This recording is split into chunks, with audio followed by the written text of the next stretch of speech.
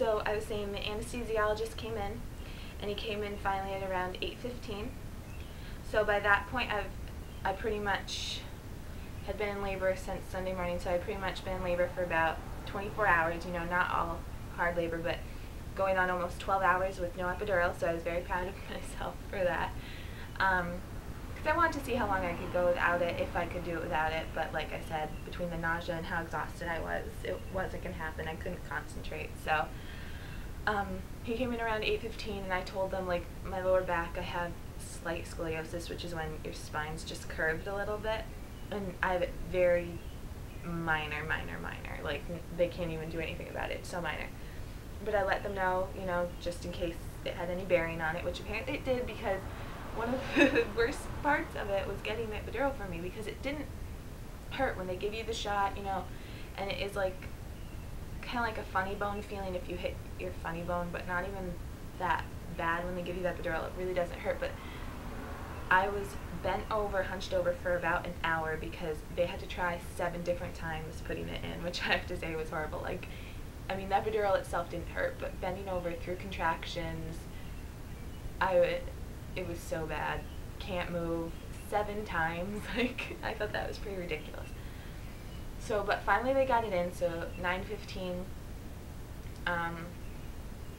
you know, my mom and Tom were there during my labor, so they come back in, and I'm hooked up, and it works right away. My contractions go away. I felt 1 after they got it in, and then I was really able to sleep, and then around 10:30 they checked me.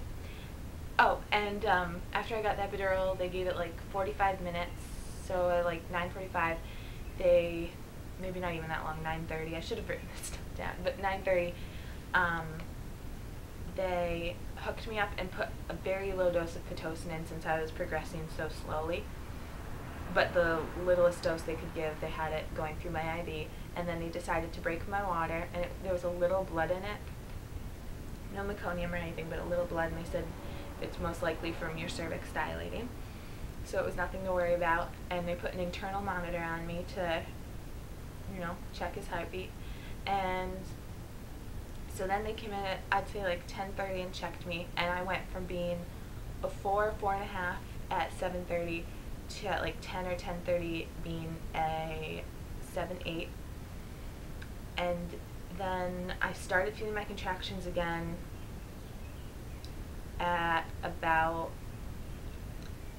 10:45, just a little after they checked me. I started feeling my contractions again. They came on full force again, so very intense, and I never felt that butt pressure they talk about, but my contractions came back again. So I told them, and they said, you know, try lying on your back, because I had switched to one of my sides, so they said, try lying on your back again. Maybe the epidural's just not spread evenly enough right now.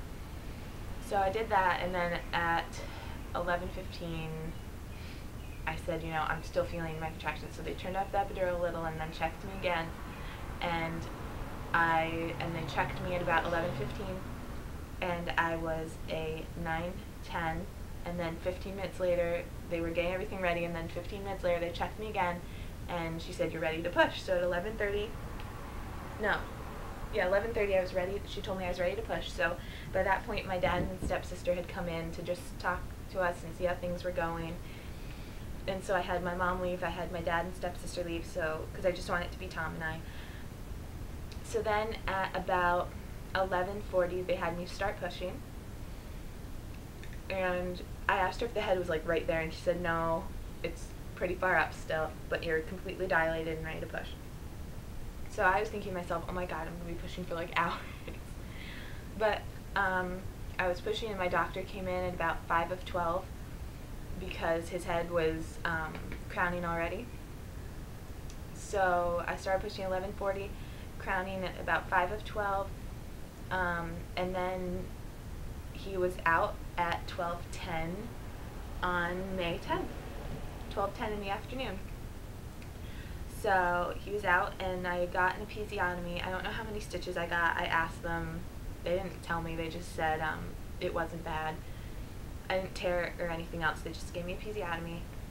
and it was amazing. The feeling you get when they put him on your chest.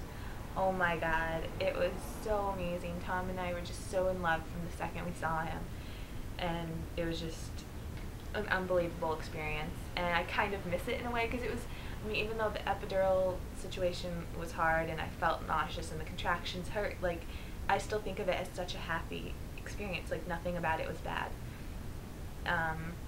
So they checked him, and he was 7 pounds 3 ounces and 19.5 inches long, and he's just perfect. And on the APGAR score, he scored 9 both times, and he was just amazing. And we held him for an hour, and then they took him down to the nursery, and